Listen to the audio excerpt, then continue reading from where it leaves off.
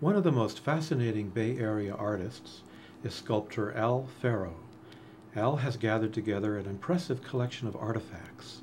African, pre-Columbian, and shamanic art act as inspirations for his own. The DeYoung Museum in San Francisco has several pieces of his work. The show is called In the Name of God, War, Religion, and the Reliquaries of Al Farrow. Today he showed me around his San Rafael studio and talked about his philosophy of life and art. These are 3,000-year-old Iranian spear or harpoon points, and it would be beginning of Iron Age, end of Bronze Age from Iran. The culture is known as Luristan.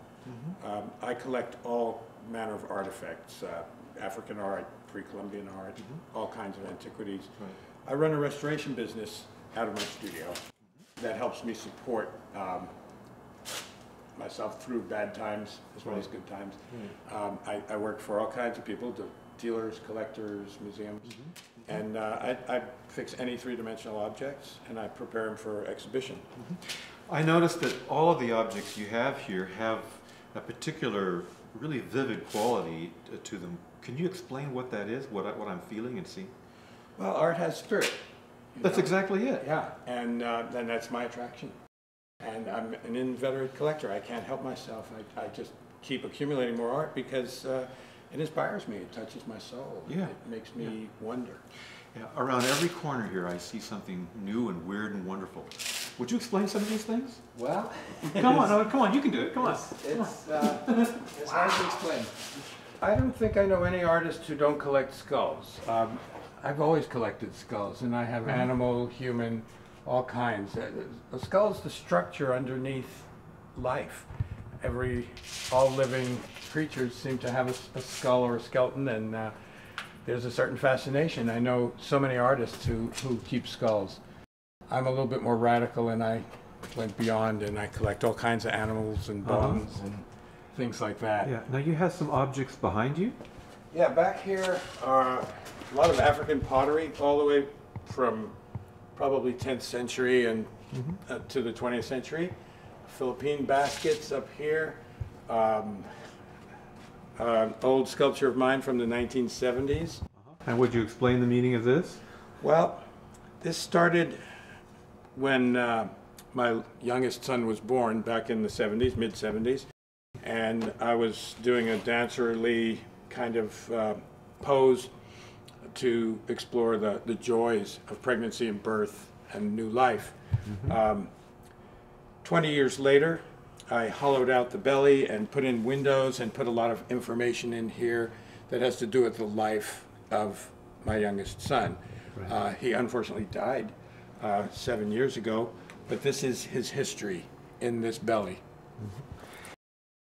There's an artist named Paul de Pasqua whose work is all found objects, and apparently, and these were done back in the 70s, I believe, possibly the 80s. They've developed problems. I'm a problem solver. I restore things, any kind of three-dimensional objects for people, and the owners of these objects waited for years to find somebody who could actually fix them appropriately, and I've done so, and I'm ready to deliver. But this is the sort of insane work I do, that almost anything that comes my way I can take care of, except glass. I don't do glass. About 2.5 years ago, I was losing my vision. I had detached retinas in both eyes, and I was it looked like I was going to be completely blind. And while I was losing my eyesight, I was doing these little heads just so I could be doing something, because I couldn't do the work that I normally do. And so these are clay heads, and later I can show you some really finished ones. These are all unfinished. I hadn't done the patina and finish work on them, but I did several hundred heads and figures in the year that I was losing my vision. Fortunately, it's come back after 3 surgeries. These are African pottery, mostly, I'd say, from 1400 to 500 years old. Yeah, in here I've got some of the art that I've collected that I don't have room for at home or even to display in my studio. I've got cupboards full of these things. Here's another cupboard that you can look into. Can the camera do that? Yeah. Well, All right, well this here doesn't look like anything yet, but I'm starting to accumulate my materials for my next sculpture, which is going to be a bombed mosque that's slated for a show in New York. I've got here some rifles that were dug up at the battlefield of Verdun in France, World War I. That'll be part of the blown up part of the mosque that I'll be doing. Part will be beautiful and highly finished, and part will be considerably destroyed. So I'm first accumulating all the materials that are rusted and bent and things like that. I've got, if you can see down here, I've got mortars and rockets and stuff like that that are all really rusty. Stuff like this, projectiles from, these are things that will probably end up in that sculpture. I get all kinds of weapons. Here's an AK-47. This will end up in a mosque probably because it's one of the favored weapons of the militant Islamic. And machine gun barrels, all kinds of really interesting stuff. Looks very dangerous, but everything is rendered inoperable. The bullets, I take out the gunpowder and fire off the primers so that they can never be used. This is an earlier bronze that I'm just finishing the last pieces in an addition from. is this part of your Icarus series? Yes, it is. And this was an important part of that. I've done quite a bit of bronze work in the past, but I do very little nowadays. Mostly I'm really focused on the reliquary series. This is a small part of the studio, but it's what we call the grinding booth. And this is just an example of what a sculptor has to have to do metal work. Painters don't need a lot of space or tools, but with sculpture, every material you touch, you need a whole set of tools and a whole new vocabulary of skills. This is a good example of just a variety of some of the metalworking tools that we use. That's the finished Daedalus. The one you looked at just earlier was without patina. This here is the cutting area that we use for cutting metals. Looks a bit cluttered, but that's the way studios get. Mel, let me show you upstairs in my small gallery space where we keep some of the finished work. These steps are uneven. Right? They're not all the same height. This is part of my, what I call my African series.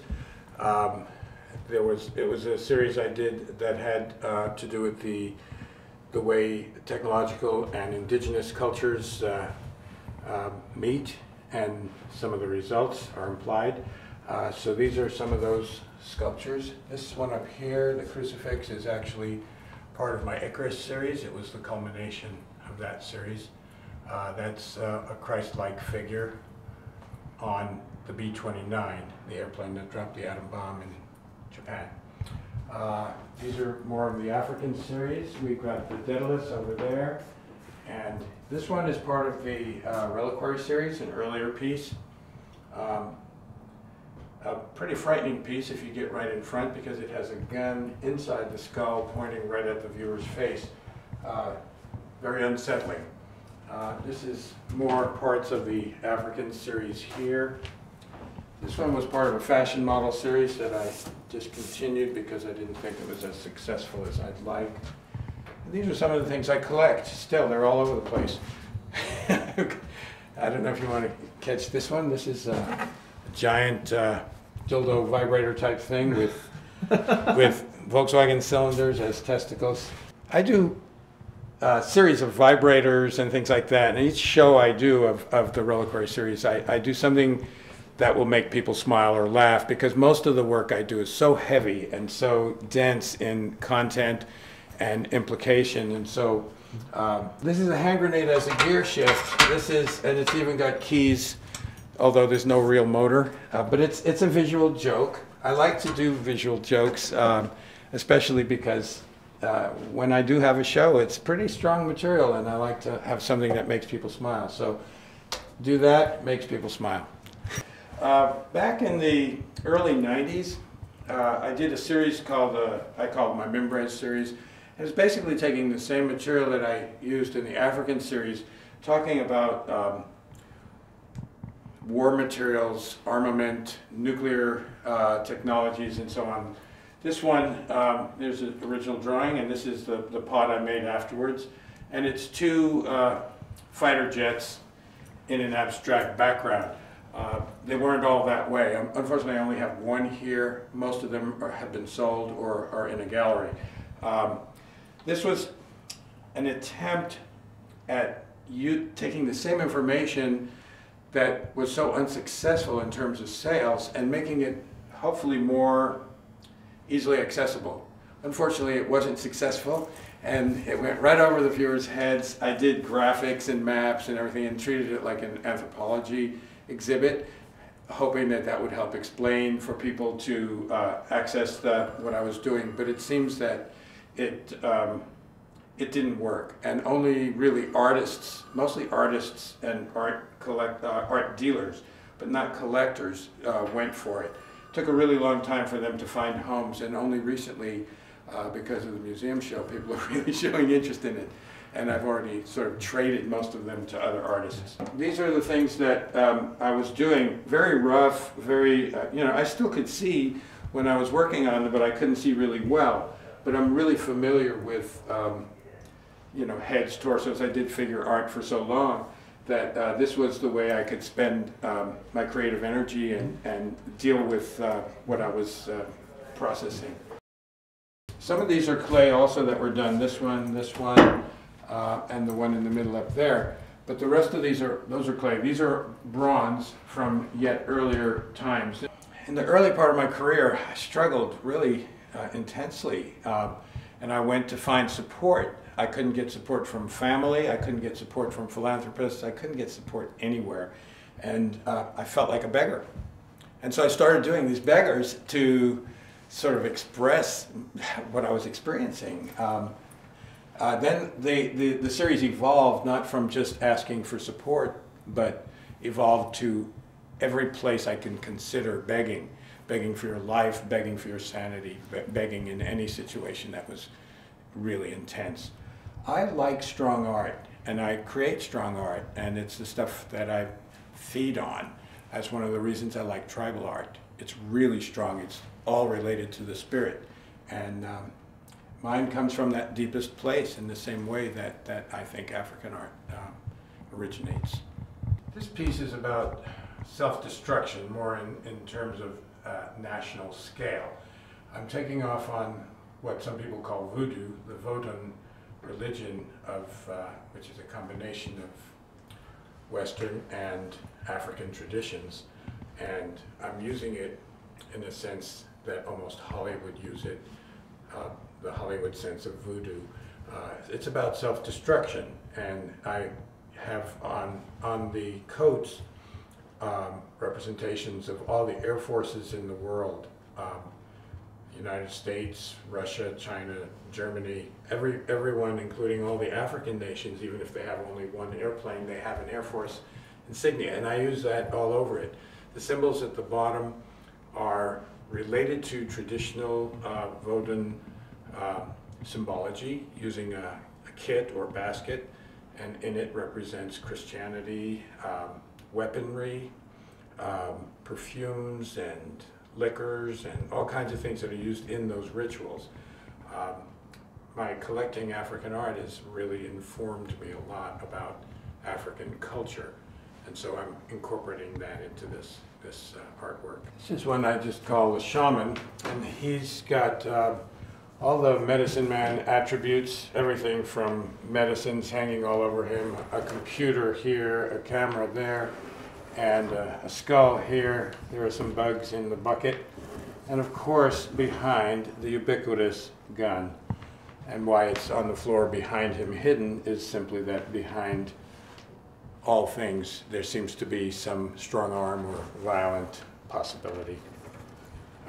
Whether it's a government or a chiefdom or you name it. Got all kinds of weapons. My son, who also works with me in restoration, is an art dealer, tribal art dealer, and also has a second business selling edged weapons.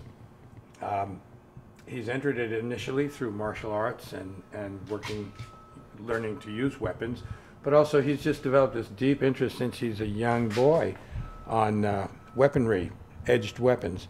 This is an African reliquary from the Fon tribe in, I believe they're Nigeria, but I can't be 100% sure. But that's would be planted in the ground to commemorate a person, sometimes a favored animal, but it's almost like a grave marker. This is just sort of an accumulation of things. This is the area where I usually do wax work. I haven't done very much lately, so I've got everything from bows and arrows that I play with my grandson to just things, the detritus of the studio. But this is the waxwork area, and here are some waxes laying around and a whole bunch up behind me.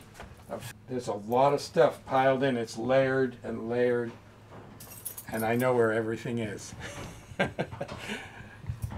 These are some of the things I collect. These are African artifacts that are largely shamanic. Some are just decorative things that people wear, but they're also related to the spirit world of some of the African tribal cultures, like the Dogon. Over here is a bag made out of money by Ray Beldner. Up here is a huge array of everything from ancient China, Burma, India, Africa, Philippines, Vanuatu, Egypt. There's an enormous amount of small artifacts that are just of general interest to me, even an Etruscan axe. It's all a mixture, but this is the sort of thing I like to cluster my collections. It's just interesting. I have so much stuff that it's hard to just give everything its space and its due. Being a former bronze artist, my fascination with metal is very deep, and so I collect metal artifacts from all cultures. But my favorite is African art, and this whole entire setup is African bronze sculpture with a few exceptions, a couple of pieces from India, but mostly all African, and some exquisitely detailed small bronzes. What is your interest in shamanic objects and shamanism? Well, you know, I have a big involvement with religion in my own artwork, and I like to see how other people incorporate their spirituality, their religions, and how that comes out, how that gets expressed. Here's an example. This is, again, Fon tribe, the same tribe that did that reliquary, but it's an animal representation with horns, part of it cut off, which was probably used in a ritual, and just covered with ritual libations. From the Western eye, my personal eye, as well as many people I know, it's a really fascinating object of beauty, even though it's crusty and some people might even think it's ugly, but I see it as quite beautiful. And these it has so much juice, as we call it. Are these walking sticks in front of you? Some are walking sticks, like this would be Zulu walking stick, and not have much ritual significance, but most of these do. For example, this one here, this is from the Ogboni Society in the Yoruba peoples, and it's a rattle, probably a dance wand, but the Ogboni Society is a spiritual society, what Westerners often call secret society. I don't think it's a secret to them.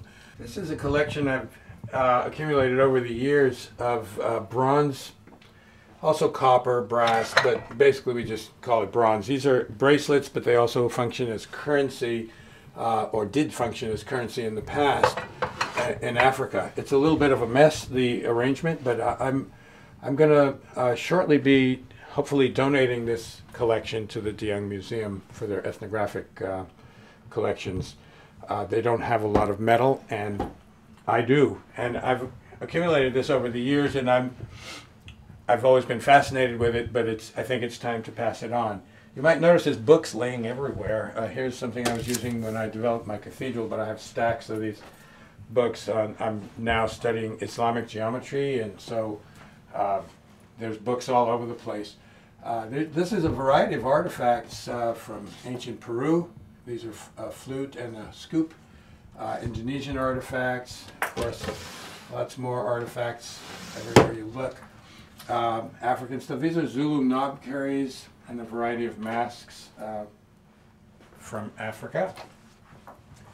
Some things like this terracotta are 2,000 years old, the so-called Nok culture, and a variety of other African masks, shields, pottery, furniture, gears, because I'm working out the details of some of my sculptures. This is where I do this is my drafting table. It's a C-square. I do my drawings to work out all the very, very fine details in my work and how to cut each thing precisely. Al, what is your interest in making religious objects? Okay. I'm very involved with the concepts of religion. I'm actually against organized religion. I believe that a lot of pain has been wrought in the name of religion.